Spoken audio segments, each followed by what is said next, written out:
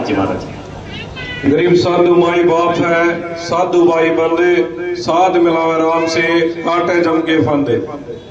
अभी 12 बजने में 7 मिनट है, तो मैं आपको एक बात बता देता हूँ। भेख भगवान बैठा हुआ है।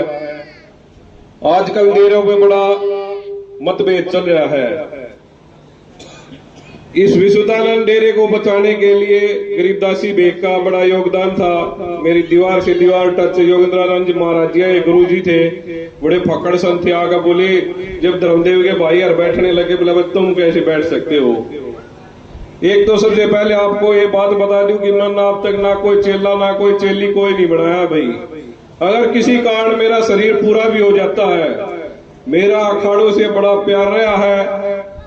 रोहतक के सुंदरपुर गांव में महाकाल कुश्ती एकेडमी है, नीचे पहलवान बैठे हैं, युवा समाज सेवी हरस छिकारा है। मैं संतों के बीच में कहता हूं, गुरुजी शरीर का कोई पता नहीं, क्योंकि अभी कनखल में पता लगा एक बाबा को मार के बाद दिया गंगा में 2 महीने हो गए, अब तक उनका शरीर नहीं मिला है।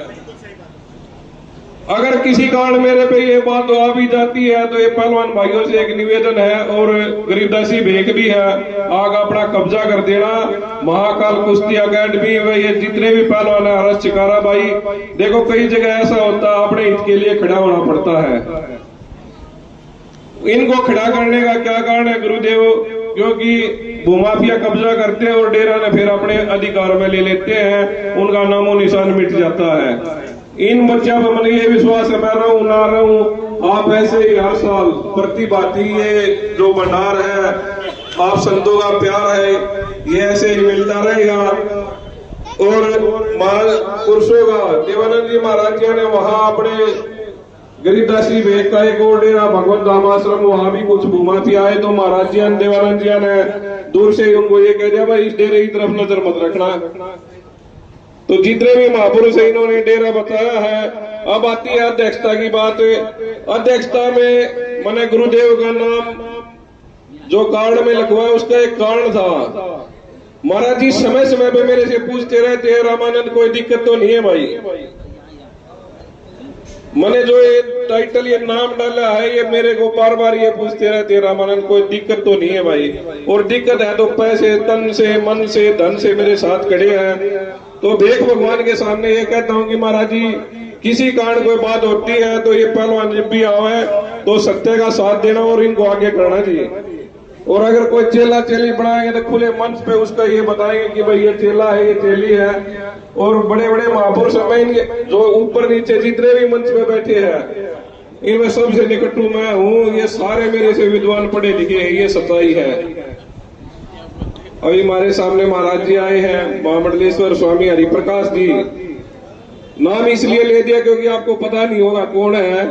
तो महाराज जी का देखो, गुरु जी के जाने के बाद इतना प्रेम रहा है, इतना प्रेम रहा है।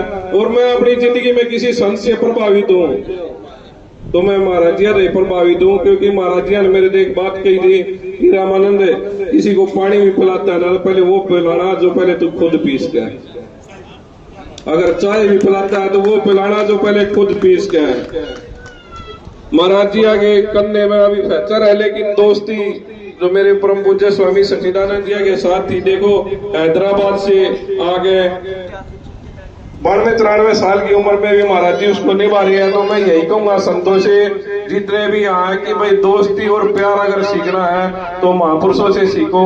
हम यंग अवस्था में भी दोस्ती नहीं निभाते, और महाराज जी 92-93 साल की उम्र में भी अपने मित्र के लिए इतनी दूर से आए हैं, और समय समय पे इस संस्था का पूछते भी रहते हैं। मेरे को कहने में कोई शर्मिंदगी नहीं है। इतना मेरे से गरीबदासी भेगी नहीं पूछती कि भाई कोई दिक्कत तो नहीं है। महाराज जी हरिप्रकाश महाराज जी तो उदासी नकाड़े के महामंडलेश्वर है, बार बार यही पूछते हैं, रामानंद किसी भी चीज की हो, तन से, मन से, धन से, बस फकीरी करना भाई। तो महाराज जी समय समय में मेरे पास आशीर्वाद रहा है। और अमृतानंद जी महाराज जी का तो कहना है क्या, जब इनके पास पंजाब गया था, बोला दूध पी और तू आनंद ले जा, रामानंद पानी दे जुड़ना और किसी चीज से नहीं। तो जब तक रहूंगा भाई ये नहीं माइक पे बोल रहा हूँ, नाक रगड़ता हूँ संतों के सामने। देखो मैं संत नहीं बन सकता, संतों का एक रूहा भी बन गया, अपने आप को भाग्यशाली समझूंगा, क्योंकि संतों की महिमा तो अपरंपार है जिसका गुणगान नहीं किया जा सकता। मैं आपकी 2 मिनट या 5 मिनट महाराज जी स्वामी जी बड़े आए हैं वो ले गए, उसके बाद में भंडारा चालू हो जाएगा। और भंडारा खाने वाले भी ये मत सोचो कि दूसरी जगह आए, ये सोचो भाई हम ही करा यार, हम ही बना रहे यार, खा रहे, आनंद लो।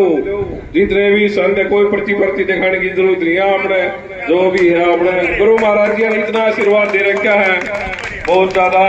तब मैं 5 मिनट स्वामी जी आपने प्रवचन करेंगे, उसके बाद आपके रस्तियों से मैं ये जगह छोड़ देना भाई, यहाँ महंत बैठेंगे और फिर के नाम लिया करा संतों के, जहां भी संत लेके आए दंडोत करा करो इनके पास। एक गाना है ना पंजाब में, आसी मस्त बना then they Biba, नचन La then they Biba, सब कुछ भुला देन दे बीबा। सच्चाई यही है, देखो कहाँ पहलवानी लाई थी और कहाँ ला दिया। तो इसी के साथ अपनी वाणी को विराम देता हूँ। महाराज जी प्रवचन सुनो।